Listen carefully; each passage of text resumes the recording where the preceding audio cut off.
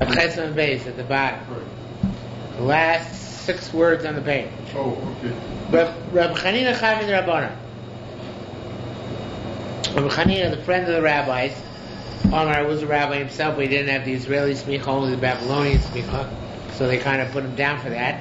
Omar, he said, pragmatia, if there was a deal, this is really not directly related to Moed Kattan. I'm not sure why it comes up here, but if they're orphans who inherited from their father property which is given to their father as a business deal, in other words, that somebody gave the father trade goods, which the father was supposed to sell and make money for both the investor who gave him the goods and for himself who was going out and doing actually the selling. So, so it could be collected, if there's leftover merchandise, it can be collected even from the property of young orphans, which normally you never collect from. There's an obligation which young orphans owe. On behalf of their parent, we don't collect from them. We wait until they grow up. But that's only obligations, not if there's actual merchandise in their hands. Now, over here, we should read, in my opinion, the 5th line over here, which is out of order, I think, on this page. In the 5th line, it says, the 3rd word from the end of the line, the Gemara asks, Ma beino lemilva? What's the interest in this in a loan? Again, a loan we never collect from orphans until they grow up. A loan which, even if we know their father owes the money, we don't collect from them until they grow up, because until then they're not properly conversant with the parents' affairs in order to know whether they can defend themselves or not from the claim. So it says, well, what's the difference between that, a loan, and this merchandise? So milva nidlo lo. So the answer is that a loan is given in order to spend, and therefore the loan is not necessarily their possession. It's not their possession, even if it is practically theirs in their possession. But since generally speaking, loans are not in the possession of the borrower, he spent it already. So therefore, it's not something which can be turned that readily. It has to be proved that he owes it. As opposed to a merchandise, which is not given to just spend, rather it's given to actually sell with careful account. So therefore the assumption is that it's around, and if it's around, the assumption is it goes back to the original owner. Okay, going back to the top line. They wanted to say, it's only when the person who gave the merchandise as the investor has witnesses that he gave the father of these children the merchandise. But if there are no witnesses who are aware of this deal, it doesn't apply. Rabbanan Kesarim b'shem Rabbi Law, the rabbis of Kesarim in the name of Rabbi Law said, even the case b'sheyesh edim yodim, that it's about the case. He's confirming that's the case. That in fact we need this halacha. This halacha applies with their edim who know that this was merchandise. But if we do not know this is merchandise, even if we have some other way of ascertaining this, it has a status not as merchandise given for investment, but rather as an object given for safekeeping. And this is what we say. You can't, not only can you not collect a loan from minor orphans, you can't even collect something which is given them for safekeeping. Okay? So, sir, but the only the merchandise you can give to collect, and that's only if they're witnesses, that the merchandise is actually given to the deceased party. Yes? I am confused now. What's all this got to do with Oklahoma? Nothing. Oh, I told you. I was thinking that this is just... No. Out of the blue. Cut and paste here. Okay. Yeah. No, he didn't mean it. Is there a reason for that? There probably is, but I don't know what it is. Believe it or not, I do not have all the answers. These are all from notes. Shocking as that may seem. But I really don't know. I honestly don't know. Notes put together, so who knows? Yeah. But we go back. People put notes in this. That's right. It was notes for the base marriage, because when he went off on a tangent. Happens. But we go back. We digress, and now we return to Chol Moed. Rabbi Abba Bar Mamel. Rabbi said, boy, having the two of you together is like poison. Rabbi Abba Bar Mamel. Rabbi Bar Mamel said, Elo Yoli. This is a very interesting Gemara. Very poignant, I guess is the wrong word, but it's interesting. If I had somebody to literally count with me, or be voted with me, or stick up with me, I would permit basar b'chor, the meat of a firstborn animal, lishaka b'litra, to be weighed, to be sold by weight. I permit all work on Chol HaMoed. Why is that? Because these are two stringencies which people observe more, I think the English word is in the breach, than actual observance, right? For example, the first case is one is not allowed to do business with the meat of one animal which is firstborn, even though now it has actually gathered a blemish and is permitted to be eaten by anybody, but nevertheless, because it was once a firstborn, was not allowed to do actual business with it. So that's why the rabbis made a takana decree that you don't weigh it properly, you estimate its weight, in order that when you sell it doesn't seem like true business. So he says that's the first one. Klum asu b'sar b'chor lishaka b'litra. Why do they forbid the animal, the meat of a b'chor, to be weighed by measure? Lo kadesh yemuchrin aso b'zo. And it's not that people should sell it for less than its actual value, in order that they should not be seen as making a profit on stuff which is once holy. They, in fact, Marinim Allah, they play tricks and ruses. They use the fact that they're not allowed to weigh it, not to underestimate, but to overestimate. So the whole takana is worthless. Furthermore, doesn't it give you hope for our generation to know how dishonest they were back then? Well, who knew that anyway? Yeah. There's hope for us. So says the Gemara, we're just commenting that the dishonesty of the generation of Moraim gives us hope for our generation. So then, Christianity never messed up. along these lines, a similar case. Klum amru lasol klum asu lasos mocha b'chol shemoed. We're on Daf Tesam Alpha in Moed Kattan. Klum asu lasos mocha b'chol shemoed. Why are they forbid to do work on Chol HaMoed? Hakadeshu oichlib, so people should eat, v'shoisim, and drink, v'yegein b'teila, and they should learn a lot of Torah. But what do these guys do? Finu nachlim, they eat, v'shoisim, and they drink, upachsin, and they're frivolous. So therefore, That sounds good. better to go to work than better to go to work on Chol HaMoed and then eat, drink, and make merry, right? And if you're not going to keep the letter of the spirit of the law, then we should change the law. But unfortunately, seeing that this is orthodoxy and our conservatism, we cannot change the law. So we stuck, unless you could get together a mass movement of rabbis to do it. But nobody agreed. Oh, wait a second. Because this is orthodox. That's right. right. That's right. If you combine what you taught last night, what Yeah. you're teaching now, on Chol HaMoed, you either can work, tip your hat symbolically toward observance, and then get loaded. That's right. Or, Yes. in the spirit of this provision, Yeah. you can get loaded and study Torah Yes. and prove yourself to be worthy beyond the cynical expectations of the Rabbanim, right? Right. And either way you win. Right.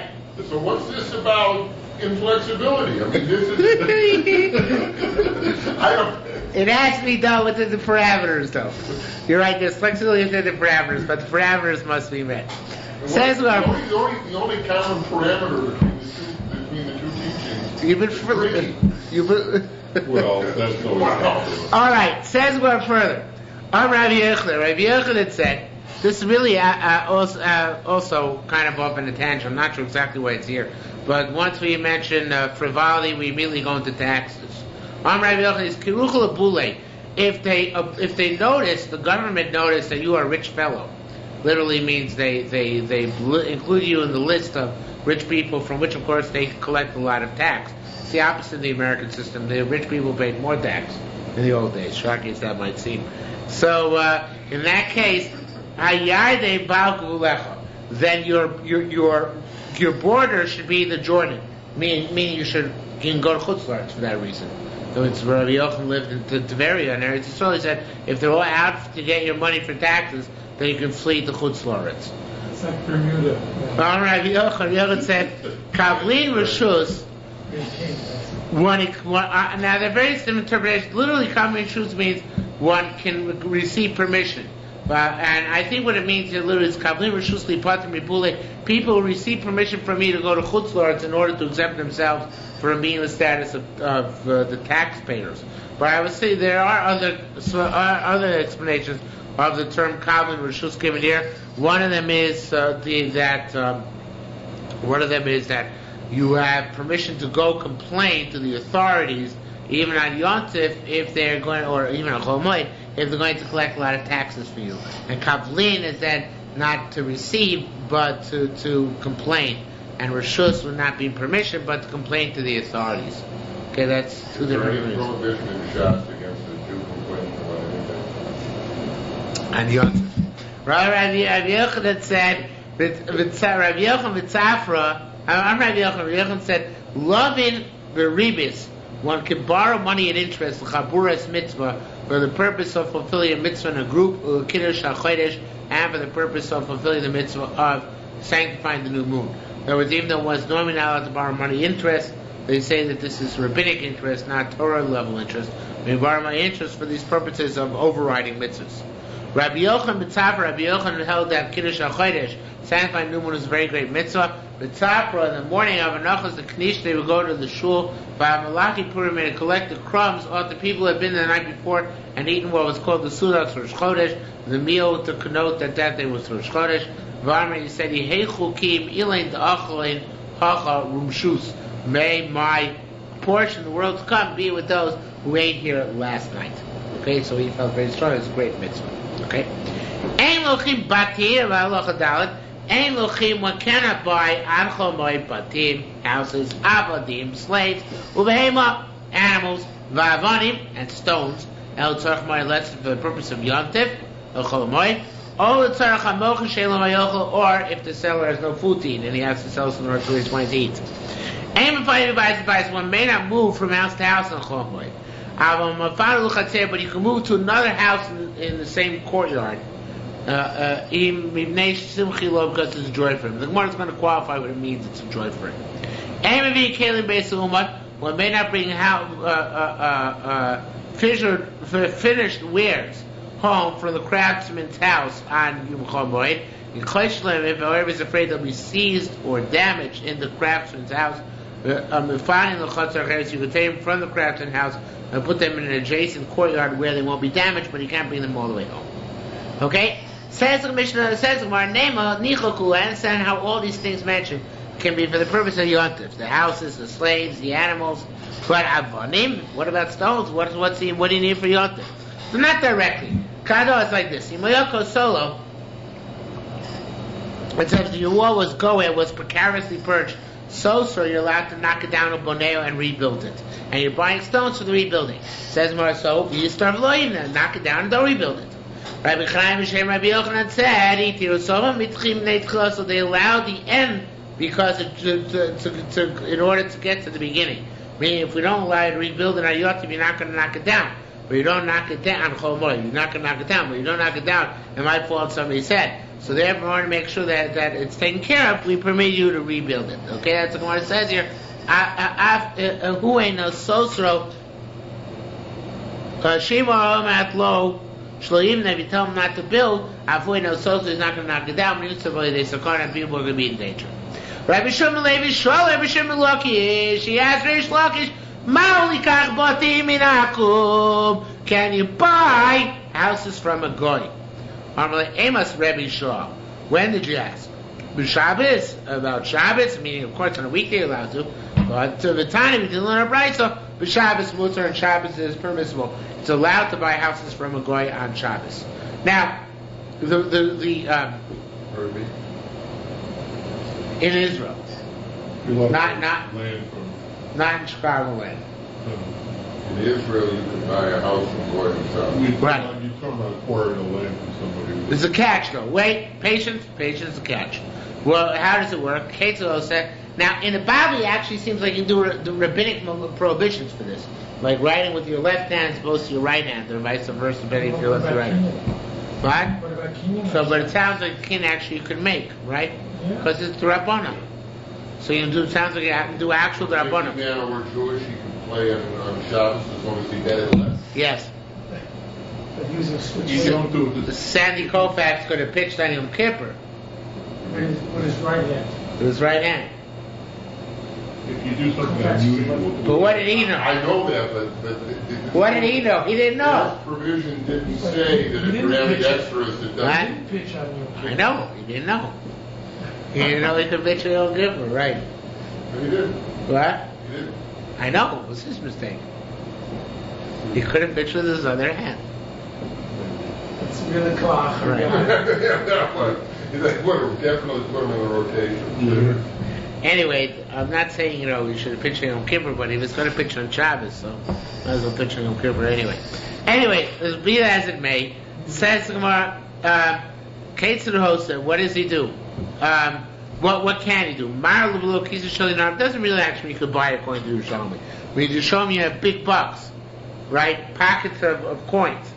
Vakum Chaysim, and the guy himself will see he gets money on. He'll see, oh, this guy's going to pay me so much money. I will sign the signatures on the bill of sale myself.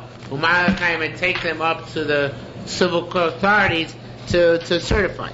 So in any event, we see that the Jew himself actually doesn't do a malacha. He just persuades the guy that it's in the guy's best interest to do this malacha. So the underlying theme is Yishuv Haaretz. Yeah. That's exactly why it's permitted. Shekem Otzano, and here we continue along those lines. You find Shalom Nech B'Shar Yericho. Yericho is not conquered, Ella B'Shabbos, except on Shabbos. The Chesiv, it says, Kota says Sheshes Yomim. They were supposed to surround Jericho on foot 3 days. Uksiv Yom, which it says on the 7th day, Tazuvas Yerushalmi, go around the city 7 days, and the Uksiv and the walls came tumbling down. Uksiv, and it says, Adrito, when laying siege to a city, not just Jericho, but any other non-Jewish city, until you've totally annihilated, afilu b'Shabbos, even if it's Shabbos. That was Melchemes Mitzvah. Right. So Yishuv Eretz Yisrael is also the same mitzvah. It's all a mitzvah of Yishuv Eretz Yisrael. Okay, so that's what we're saying. Says the Gemara, Harei she'lo ma'yochal. What if somebody's going to eat on Chol Moed? Koitzer, he harvests, u'ma'amer, and makes piles, v'dash, and he threshes, uvad shlo yodush b'par, but he can't do professional threshing with an animal. However, that's only been Yochid if it's just responsible to sustain himself or his family. If he's responsible to sustain the mass as well, because one of the few farmers in the area or whatever, so then Dosh or Filipar is even allowed to use an animal to thresh the grain. Does it matter whether threshing is a craft or not? Well, the assumption is that threshing is a craft. Unlike mechanics. Right. That's correct.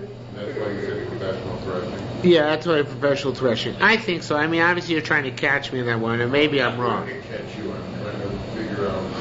Yeah, I don't know. Maybe I'm not sure, but maybe it's just not necessarily that it's professional. It might be that it's just do public. Or it's an auto mechanic can do this in the privacy of his own garage. But to go out and thresh is a public activity, and to do with an animal makes it too public a desecration of the Yom Tov. So therefore, we require you to do it as private as possible, and an individual, unless you're supplying for the masses. So then that's an overriding consideration. That's what I think is going on here actually. So it says Gemara. I just want to check. I don't want them to have Marfa.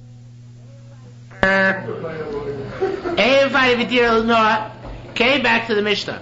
Aim find a Medira now to move from a nice house to a nice house on Chol Moed, meaning they're not allowed to move, say, from Lincolnwood to Highland Park. Below Medira Kura, nor from West Rogers Park to West Rogers Park. To move, not from the Kura means ugly apartment to ugly apartment. Below Medira Kura, not even from West Rogers Park to Lincolnwood. You can't move a Chol Moed. Of course, you can't move back from Lincolnwood to West Rogers Park. on Chol Hamoed, because all that is a pain and anguish and a hassle, and sometimes also going down the ladder, and therefore it's not permitted. Well, so Shalom. Going down the ladder, seriously, is that it? Going down the ladder?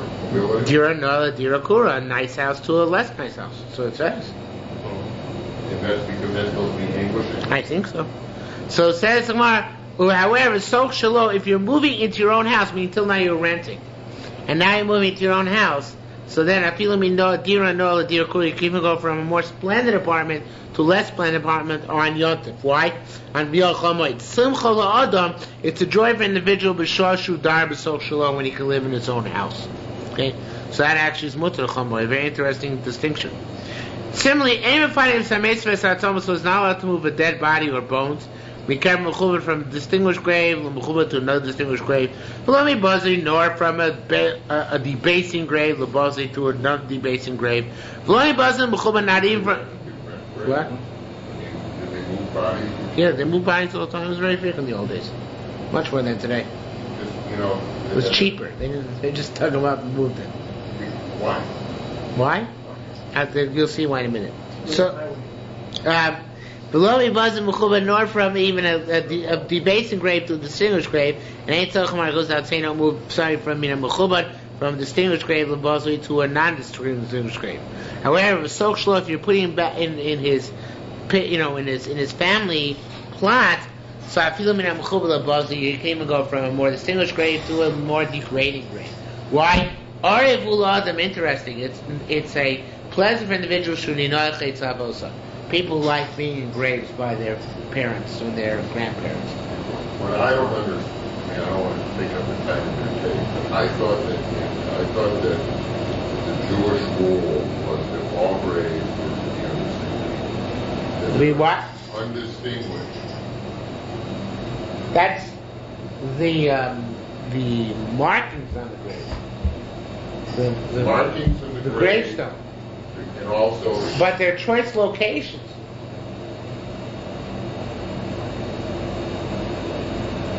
Where people can come visit the grave easier. Things like that. And that's what it means. And it's a better location for the grave than somewhere else. You mean that it should be anonymous? Just a generic? No, not anonymity, but if you compare, say... They're not supposed to be fancy. Shalom Memorial Park to Mount Carmel, you'll see Shalom Memorial These Park. big mausoleums.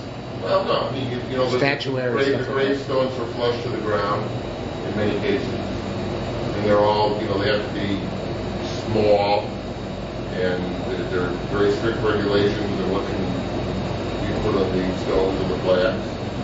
And yeah, but that still has nothing to do with the place. I guarantee you they didn't have fancy stones in the old days. It was hard to make them. It means to be in a better place. And especially according to the Gemara's conclusion that they move people to be in their family plot. Family plots are considered to be more pleasant for actually the dead person. Speaking of all of that, one piece of joyous news that I saw in the documentary is the very next day, Al Capone at Mount Carmel is Jaime Weiss in a giant mausoleum with a big cross on it. So evidently at some point in his life, he recognized that maybe his soul wasn't such a Jew. I don't know how Jaime Weiss was. I assume he was a Jewish gangster. Forgive me for not knowing Chicago history that well. Okay. Says the Gemara, Amavin Kenan Beitzuman was now to bring ready orders, of tools and implements from a craftsman's house on Chomoy. Adav Marah that teaches us pragmatia avda shari pragmata aveda. Actually, it should be pragmati, which you're afraid is going to get lost, even though it says with an ayin, it should be like with an aleph. If you're afraid it's going to get lost, shari matat lost b'shem k'mar de'ilate chomoy. It's not muktzah. In other words, on Shabbos, even so if you're afraid it's going to get destroyed or lost, you're not always allowed to move it because of muktzah. But here it says you're allowed to move. There's a possibility it's going to be damaged, and that's true about even stuff which will be muktzah on Shabbos and chomoy. You can move it. Okay. Mechabines aktios, when it's allowed to cover one's figs which are drying, if it's going to rain on them or something, big kash with straw. Right? Af ma'avin, when it's allowed to thicken the top layer of figs in order to protect the lower level of figs. Moche peiros, people who sell fruit, sus, clothing, the kalim and tool implements. Moechim b'tzina, they can sell in secret, in private, even al chol moed, their wares and necessary for a chol moed. Hatzayadim, which are hunters, by the shushos, by grusos. The shushos are people who pound cereal. Grusos are people who make legume dishes. So all these people, they can do work in private for the purpose of moed. Rabbi Yehuda said, they've been stringent on themselves and don't do work even in secret. Rabbi Yossi Kinimas Lisa says more, this is the way to read the Mishnah, Ma'avin, not Af Ma'avin. Rabbi Yehuda says Ma'avin, not also you can thicken it, but all you can't thicken it, that is all. So basically the Gemara is saying that Rabbi Yehuda follows this line of reason which you saw last night. Rabbi Yehuda Mer Yova Dover Memuat, he says you can suffer small loss on Yom Tov. We don't permit you leniency because of that. Only if you potentially can lose a major amount, that we make leniencies for you on Yom Tov. So here, what are we talking about? Here, according to Tanakama, one can actually cover the figs which are drying. According to Rabbi Yehuda, you can't actually cover them. You can just make the higher level of figs thicker so water doesn't penetrate. So he's willing to suffer you more of a loss, meaning they're going to lose the upper level of figs where the water is getting absorbed in them, rather than allow you to desecrate chol moed, but even the Rabbanan, by having you go sell them. Okay? By having you go cover them with tarps. What Yes. zona is this covering? Is it making it? Tircha. Just tircha. They asked her tircha chol moed. Why is it tircha? It's hard work to Cover with tarps, I guess, so yeah.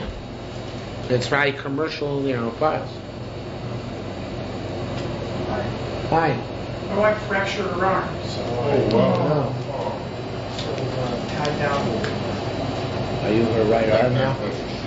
I'm her left arm. Her left It's arm. not as bad. Skiing accident? How about the bicycle? I had fallen off my bicycle since I was a teenager. I did that. I also broke stuff. Okay, says more further. This is dangerous sport, bike riding. Says more further. What? It was a motorbike? That was motocross bicycling. So in any event, so Rabbi Yossi Ayova Davar Kolika, Rabbi Yossi is the other author of our Mishnah. He says we never allow, you don't have to ever sustain any loss, so if you're allowed to cover with tarps also. And I said tarps, so it's hay. So, Is that much law whether you can use a tarp to protect the entire? on Chol Moed. That's a disagreement. Yeah. So some say you can use a tarp, and others say just take the top layer. Right. To protect. Right. Why would those? Well, we had that last night. Rabbi Yehuda says you're allowed, you have to suffer small losses on Chol Moed. So that's why he doesn't allow you to put on tarps. Rabbi Yehuda says you don't have to suffer any loss on Chol Moed, and that's why he allows you to put on the tarps.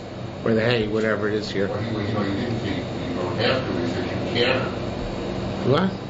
You cannot suffer any loss? Wasn't that his point? No, I don't think it was that extreme. Well, No. Just you don't have to. Right? No, I don't think it was that extreme. Kahana says, Ismilaim b'moed, there's stuff on Chol Moed which is very difficult to understand. He says, Ismilaim Moed, the kasher min olos in the goyim. There's stuff in this parak about Chol Moed which is more difficult than the most difficult Masechtas and Shas, generally speaking, considered to be all the goyim and olos. Now this is not difficult in Pshat, but it's difficult because it causes people, won't say who, to be cynical. What? Me? Who can imagine, right? No, you missed it last night. You missed it. It's a fun night here last night. So says the Gemara. So he said, Taman Amar Rabbi Yirmiyah, he gives an example. He says from our sugya, Taman Amar Rabbi Yirmiyah Shem Rav, by Shabbos, Rabbi Yirmiyah saying that Rav, Parsi Machzeles, you can put a tarp it should be al gabi shifuf, shel shifuf al gabi levanim b'Shabbos. You put a tarp of a certain material on top of bricks, which you're afraid are going to get ruined by the rain on Shabbos. You can't do it. It says you can't. You can only thicken the top layer of the things and pack them together. How can you be more machmir by Chol Moed than by Shabbos? So it says the Gemara, Rabbi Yaakov Racha said, no. The answer is like this. And you're right. Theoretically, a tarp is okay both. Here, where the Mishnah said hay, the Mishnah meant hay. And Mishnah meant that you have to chop hay, or cut hay down in order to cover. That's also because the most thing we're most machmir on Chol Moed is work in the field. We only allow to work in the field if you really actually are going to lose, really don't have anything to eat. So that's why here we're more machmir. Tarps, we of course allow it, but it's not tarps here, it's cutting hay. Okay? And that's the machlokes. Soshim HaKarbanim, Rabbanan Mei Kotzer Ma'aveh, Rabbanan say you can either harvest, cut the hay, and use that to use that, or thicken the top layer. You may not harvest Eliyahu. All you can do is thicken the top layer. Why would someone wait until Chol Moed for the onset of Chol Moed and cut the hay that he's going to use and retire? That's a good question. I don't know if there's negligence is a factor. I don't think so. I think that really what the about case was a negligence. Because if you cut the hay ahead of time, Yeah. then the issue is moot. Right. For some reason he didn't, and I don't know why. You're asking a good question. Maybe he didn't anticipate rain. It was Pesach. It doesn't rain then. Something like that. So then the malacha isn't tirch anymore, it's dash. Not dosh. Worse. Kotzer. Yeah, you're actually harvesting. Right. All right? But that's the prohibition then. The prohibition is against the harvesting. It's not against what you do with the harvest. That's correct. Right. Why doesn't it say that? It does, in essence. Finally it came to Yeah. It doesn't say it explicitly, but that's implicit. I mean, it's true. It took 15 months. You give me a hard time. Says the Gemara, Kiva le'echere.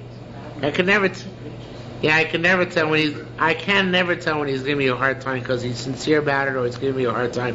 Because he's sincere about giving you a hard time. Right? Says the Gemara further, Kiva le'echere tveria d'shushe Yaakov.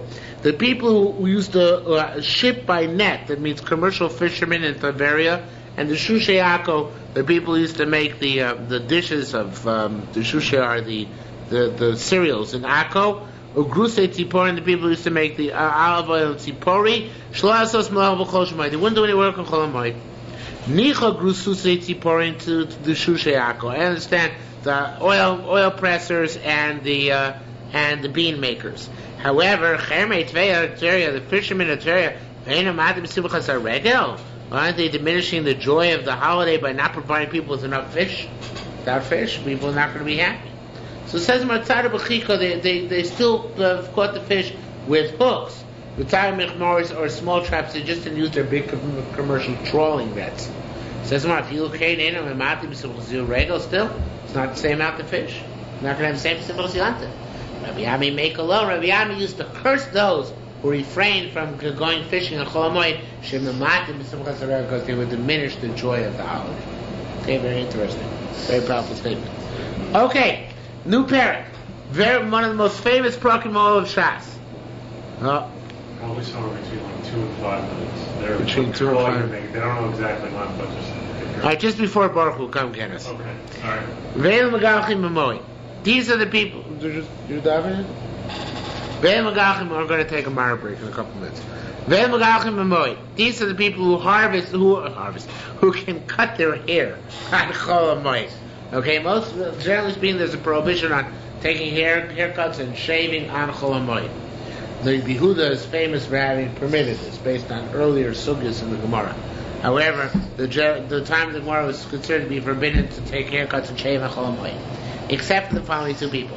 Somebody who comes from Chutz La'aretz, from outside Eretz Yisrael, Shavim, and from captivity. Somebody comes out of prison, the person who was excommunicated,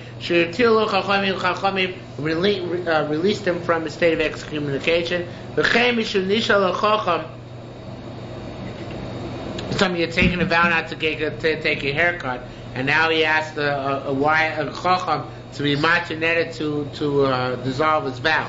Vuter was permitted for him. V'anazir, a person who had previously been a nazir and can't shave during that time. V'amatzar, a person who had been a leper, can't shave during that time. V'tumasu tarosu, when they're going from the state of tumah to the state of tara, then they're allowed to shave as well on Chol Moed. What about a king? No, doesn't say that. Tough. I thought a king got a haircut every day. Yeah, but not Chol Moed, obviously. That's obviously the case. Hashakol Adam Asur. Everybody else is Asur. Why? Rabbi Simon said, "Goes Ruah they made this decree so people should not come into Yontif looking disgusting. So therefore they made a decree that you have to get all haircuts and shave before Yontif begins. Okay? Says the Gemara, Talmud over there. Anshe Mishmar, the people of the watch every week, based on Midrash the Kohanim. The people of Yisrael corresponding to the watch of the week. They're not allowed to take haircuts nor to watch during the week in which they're on duty. Chamish, except for Thursday, Mutar never made him Nekov because the honor of Shabbos. Or Kol Shar Yom Yasur, or the rest of the days they're forbidden. Rabbi Yossi, Rabbi Chizkiya said, why is that same reason? Because they made the Krishlei Konsu Shabbos, they shouldn't come into their week when volume looking disgusting. Time Shermila we learned name Rabbi Medina Sayyam. So because Chutz Loretz, also Galech, he's not allowed to shave, even though Mishnah said yes. Why? Rabbi Kedai, Rabbi is like his line of reasoning. Rabbi Amar also Livoshiyamago, it says it's forbidden to go to sea. Why is it forbidden to go to sea? Because it's dangerous. If he went to sea anyway, despite his advice, he would say, tough luck, you can't shave on Chol Moed, just because he went to sea against my better judgment. Says more. What? Anytime. Right. I think that's the time. No, we're Rabbi Akiva.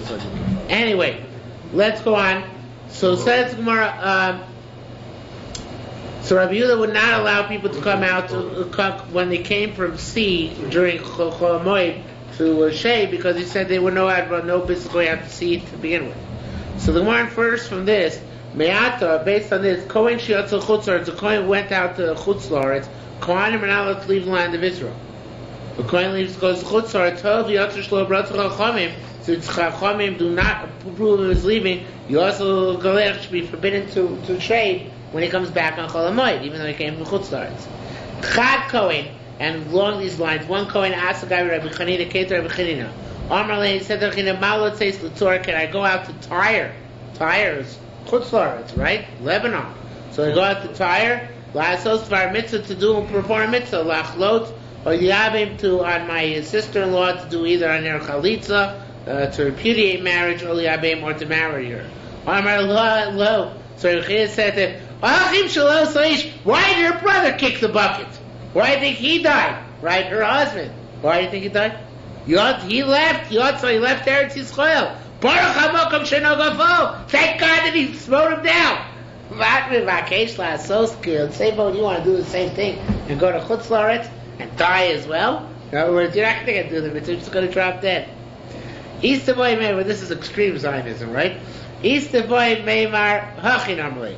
Some say, he said even more extreme language. He said, Achim Shol So Yish, your brother, Heniach Chekimo, he left the bosom of his mother.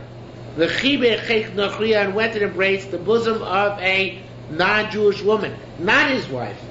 Chutz Laretz.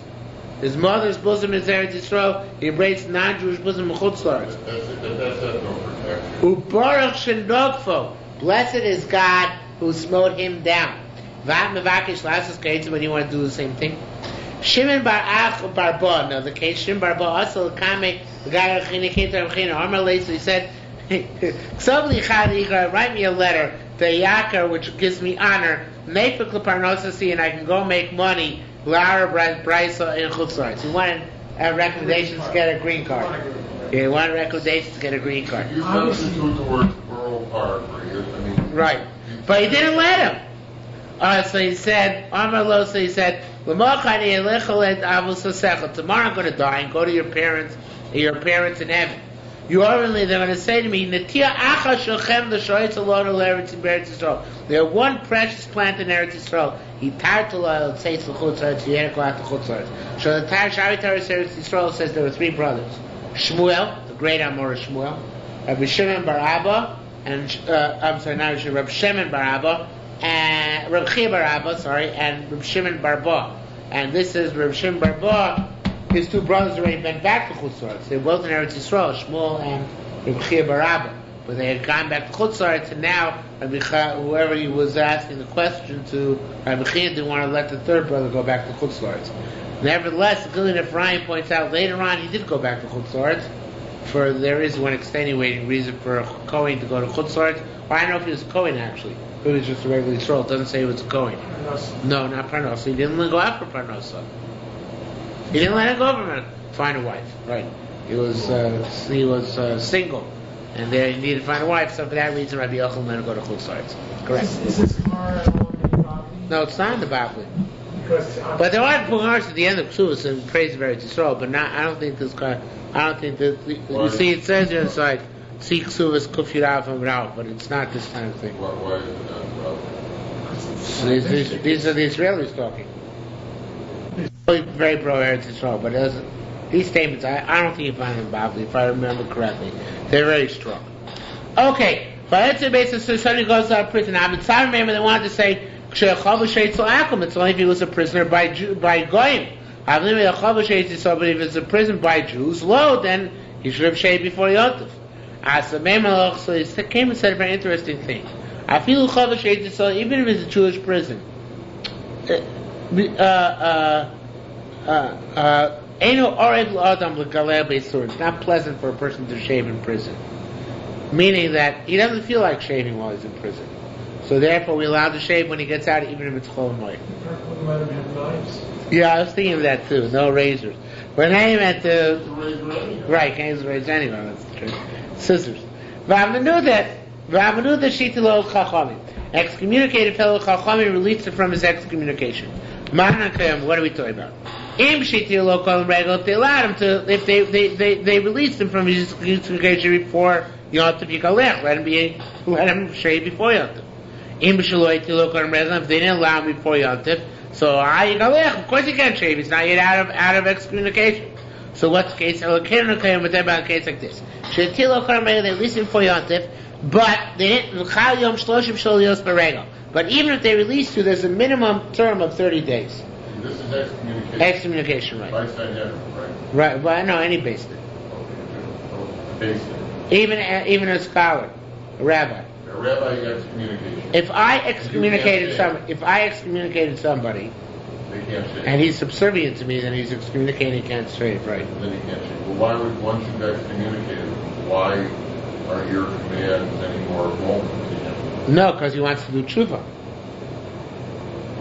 He wants to repent. So that he recommunicate. Recommunicate, right. You can get communion again, yes. So What's the import of excommunication? it's a penalty. It's a coercion. Okay, you do the right thing. What does it mean you can't It's do? coercive. you're shunned. Yeah, you're shunned by the community. It's not just by Can't do business. Right, you have to walk around unkempt, unwashed, and without shoes. So you want to get out of that situation. Then you go up. Who? Pharaoh's letter. No, but it's not for that type of sin usually. So amen. So it says Gemara, El Kinukenu Sheitilu Kol Nerego. It's about case that they released them before Yontif, but there's a minimum term of 30 days. The Chal Yom Shalom Shlo Lios Brelo, his 30th day comes out on Yontif. So therefore, on Chol Moed, so he's allowed to shave then. Says the Gemara, then this is a general principle. Shein Nidli Pachti Shloshim, there's no excommunication for less than 30 days. Vein Nazifan, there's no reprimand, although it's not so much a halachic concept as a concept we find in Chumash. There's no reprimand, Chusim Yeshiva Yom in less than 7 days.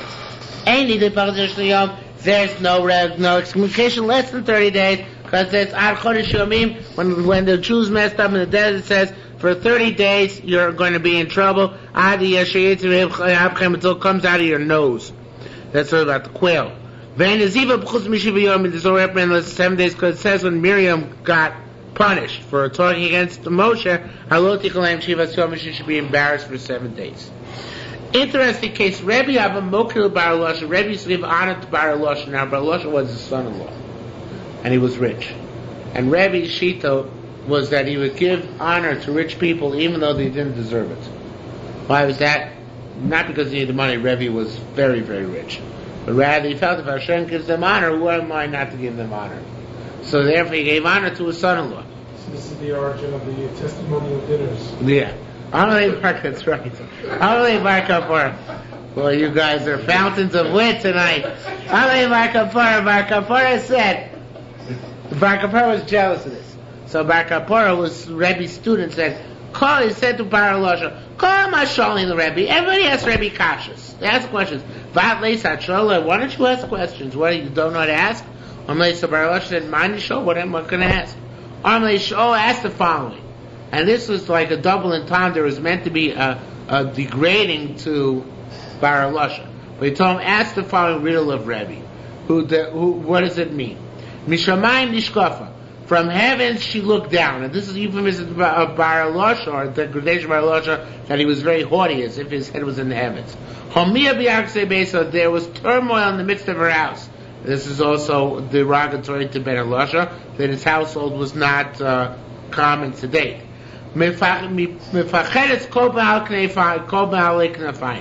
All birds or winged creatures are afraid.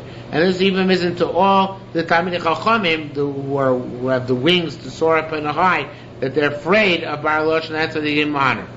And that's why Yerunu Na'arim, if young lads see him in Echbu, they'll hide. Shishim, but older people come on, they stand up and give honor because they're afraid not to give honor. But Yomru, nevertheless they say ho ho, which means ho ho, means they laugh behind his back. Okay? Vanilka nilka ba'avono. Nevertheless, those who are caught doing that, they are caught in their sin and woe unto them. Or another alternate interpretation is Bar Elosha will be caught in his sin. So Bar Elosha went to ask Rebbe what this whole riddle meant. Havach Rebbe, and Rebbe turned around when Bar Elosha was asked the question. And he saw Ula laughing. Amar Rebbe said to Ula, it's not Ula, Ben Bar Kapara. So Rebbe said, I'm not going to recognize you to choose you to be an elder. Meaning you're never going to get smicha from me. He always remained Bar Kapara, he never got smicha. And Biyadat Leisu Mismanai Ben Miyome, he knew he would not be appointed during the days of Rebbe. Bikshu Narislam is Meir. And Meir used to argue a lot with the rabbis. They want to put him in Chayrim, they want to excommunicate him. So he said to them, Any Shomelech, I'm not going to listen to you to accept your Chayrim. Until you say it's Mia Dinadin. Who are you putting in Chayrim? So you recognize who I am. Va'amaminadin, and why you're putting me in Chayrim. And what things you give Chayrim. There was 24 things scattered throughout Shas, which there's Chayrim. But do you guys know what it is? You guys are putting me in Chayrim. You tell me. I want to check you out. See if you know what the 24 things are. Okay? Another time, Bikshu Lanadas Rebbe Lezer. This is a famous case, very famous in Bava Metzia, Daf Nutes, the case of Tanur Shalachnai, the snake oven. And we're going to have here, this is a very famous case, it appears in Yerushalmi, almost the same story, not quite. Bikshu Lanadas Rebbe Lezer, they wanted to put Rebbe Lezer in Chayrim. Omar, he said, Omar Amrin, so the people said, Man Ozil, who's going to go? Modale, and tell him he's in Chayrim. Omar, in excommunication. Amar Yekiva said, Ona Azal Modale, I'll go tell. Azal Gabei, so he came to him. Amar Lein, he said to his Rebbe Lezer, Rebbe, Chavirecha Menadiloch, my master, your friends are putting you in communication. Naste. So he took him, so he grabbed him, or took him, or directed him. And, Nofakle, they went out together, brought to the outside. Amar Lezer said, Charubisa, carob tree. You know, locha kidivrei, if the rabbis are right, laws like that, Isakrun may be uprooted. Lo Isakris, wouldn't uproot. In alocha kidvorai, the Rebbe said, if a laws like me, Isaruke is ukrin. They'd get uprooted, is akris, and it did get uprooted. Now, in alocha divrei, if a law is not like them, Rebbe could continue, chayzlin, go back. To become rooted again. Lo chazar, so we're going to go back. And now look at in halacha. I was like, in halacha in your aim. If Allah was like them, go back, and then go back. If it looks like me, chozin and go back with chazers, and it goes back. So and it did go back. So we see he made a miracle with the carob tree, which indicated he was right. The Bible has a slightly different miracle, but also with the carob tree. So he says, the Yerushalmi, however, editorial, Kol Hadashavcha, all this impressive stuff, literally all this praise of this stuff, but still, V'leis halacha Rabbi Eliezer, we don't pass on Rabbi Eliezer, because rabbis refuse to accept it. The story continues. Why? Achina said, Mishanita, once the Torah is given, Lonina Achir Rabbis, it was given only to follow the majority. And the majority passing against Rabbi Eliezer. Says what Rabbi Eliezer, Yoda Shachar Rabbi Eliezer was not a Talmid Chacham. Did he know that we follow the majority in matters of halacha? Why did he not give in? So it says, you know what? He would have. Lo hikbid, this is not in the Bible. Lo hikbid elal shesaf utaros in front of him. He's only upset because they burned stuff which he had said was Torah in front of him. Oh, it's kind of degrading to him. And that's why he got so upset, and that's why they ended up putting him with him, so it's a vicious cycle. Tamati, now what was the machlok between Rabban and Rabbi Eliezer? Extremely obscure. Tamati, we learned over there. If you have an oven which you cut into segments, and then you put segments on the ground, and you put v'nasan chol ben chuya, and you put sand between each segment. Rabbi Eliezer says still not an oven, even though it's useful now, but it's already once cut in pieces, so therefore it's not mekabel tumah. It can't become tummy. I would say since now it's useful, it can become tummy. This is the snake oven, because it was made in segments, like a snake is segmented, right? Which they had the argument about. Rabbi Yerim said this is also not in the Bavli. So something similar is there. Chachak Gadol, a great scraping Nasabel Soyam was made that day. Look, it would immediately be wilt. Now that even looked at one side of a kernel of grain, one of it would get smitten and blighted, and not the other half. So it said, and the pillars of the base medrash were shaky, right? The Bible actually says that Rabbi Eliezer asked that they fall down. Rabbi should have said, he said to the pillars, if the Talmid Chacham are fighting, what do you guys care? The base medrash must remain intact. Stop wobbling. I guess they stopped. Yatzabasko, a voice came out of the heavens. Varmint said, look, Eliezer b'nei, looks like Eliezer is my son. What are you going to do with that? I'm Rabbi Yeshua, lo b'shamayim, it's not in heaven. Can't decide. We decide. Rabbi Crispy and Rabbi Yochanan Mishem, Rabbi said, Im yomer l'cha adam shaneh, Im yomer li adam, kach shana Rabbi Eliezer. Even after Rabbi Eliezer put in cherem, if somebody tells you what opinion named Rabbi Eliezer, shonani kedvorav, I learn like he said. Now the tiny machlif, and I just changed the brisa, and has it a visit Rabbi Eliezer, Rabban, Rabbi Eliezer. So and therefore people will follow what they think is Rabbanon, but really it's Rabbi Eliezer, because I hold even now Rabbi Eliezer is worthy of passing like him over everybody else. We don't actually follow that, but actually Rebbe had such an opinion. The whole story sounds like. You never heard the story before? It's one of the most famous stories in the Talmud. I never thought to try to understand it. Slightly more dramatic in the Bavli. So this whole thing could be like a large, you could engrave it on a large plaque and put it in every conservative show. They do. It's just that they're too ignorant to actually do it. Worth? If you were to take this at face value. Right, of course, right. This is one of the conservatives too ignorant. Were they to know about this Gemara, they would use it as one of their flashpoints. Sure. Thank God for their ignorance. What's the name of that book in this book? Yeah. There are Orthodox scholars who made trouble based on this Gemara. But Lieberman, I'm sure, knew this Gemara. Yeah, but it leaves so. So I'm surprised he didn't teach. He didn't want the students to change more. Whatever he told them to change, they changed. So, what's the problem? there's no problem. Torah is given over to human beings. Torah is given to the human beings who are sincerely interested in finding what service of God entails and what God's will will best be served by doing, and what the halacha therefore should be. Elsewhere, there is another Gemara where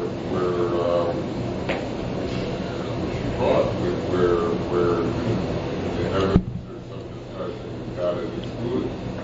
Right. So it's Yeah. an idea. But this is not licensed to allow. This is not safe. Yeah, but this doesn't lead to allowing driving to shul on Shabbos. Because you have to work within the framework of what halacha actually is. You can't just come and say, I'm going to come from that left field and say, oh, well, since it's given over to me, I can do whatever I want. Disagree, but when All right, we're going to have to do it at a different time because we have to finish the argument. We have to finish the daf. It takes forever to talk about this tomorrow. I have somebody used to be in my morning shiur, Daf Yomi, it's not there, it doesn't come anymore. Who used to raise this Gemara all the time. This is one of his favorite Gemaras.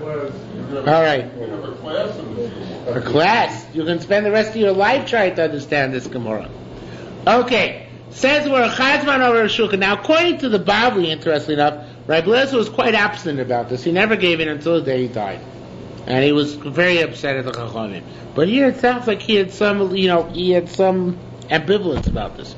Chazman over shulchan, once he was passing through the marketplace, the Chamas Chada Esau, and he, Rabbi Eliezer, saw a certain woman, close to the base, she was cleaning her house, the tlakis, and she gathered the garbage, the naflis she dropped the garbage, and the naflis goration, it fell on his head, like happened to Haman, right? His daughter threw the garbage on his head. Almost he said, I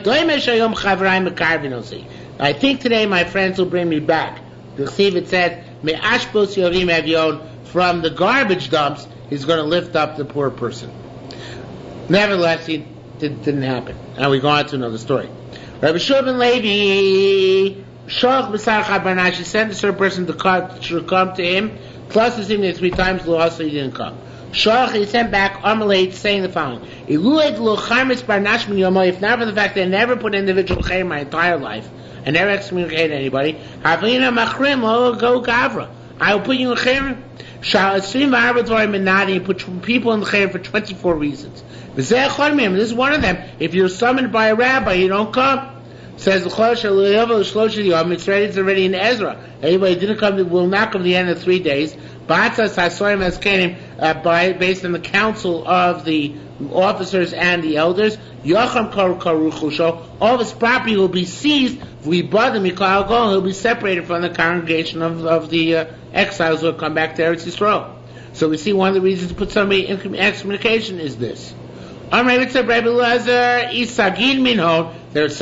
other reasons. And they're scattered in Brises and Mishnayos all over Shas, 24 altogether.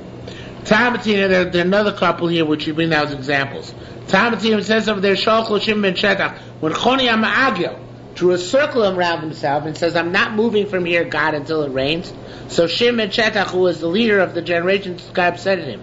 Amalei said, I really have to put you in chayrim.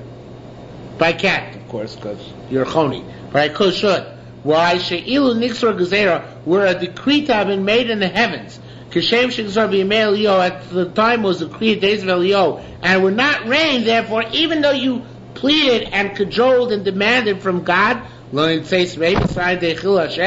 you not have brought the masses to Chil Hashem? Because they would have said, hey, Choni Amagel stands there and asks for rain and doesn't get it, then something is wrong. That would be Chil Hashem. It would be desecration of God's name. So you lucked out. You got it to rain. But maybe there would have been decree and it wouldn't have rained. So since that's the case, maybe some de Chil Hashem, everybody brings the masses to the desecration of God's name, so it needs to be put in the Chil. We're not over. There was no desecration because it did rain. But had it not rained, there would have been a desecration. Because God didn't listen to Choni. So even though Choni was a very... What? I thought we rejected that. That God listened to prayers? No, that you can draw moral judgment and see it as a desecration. Yeah, no, but you can't necessarily draw judgment on people will.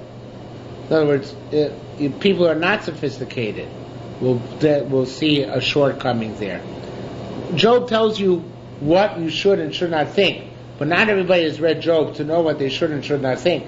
They're just going to think what they want to think, and that's going to be the Chil Hashem. The desecration, I thought the desecration was in the So the desecration is who? Had there been already? The commoners will see that Choni was not answered. His prayer was not answered. People will think that God is ignoring He him. was not desecrated, God. No. Oh, okay. No, but he was causing the desecration. How? Because if he was not answered, right, indirectly. But that's enough. Is that the reason why Moshe, when he hit the rock, and said, Right, that's why Moshe, when he hit the rock, was punished. Because he desecrated God's name. Not directly, but people saw Moshe had to hit and not talk. You can distinguish that day. You can, but we don't want to. It's late. This guy's praying. That's the Rambam, okay, but that's not how Rashi learns. You're not wrong. Rambam learns like you, but not Rashi. Rashi learns like I just said. So there. Okay, so let's go on further.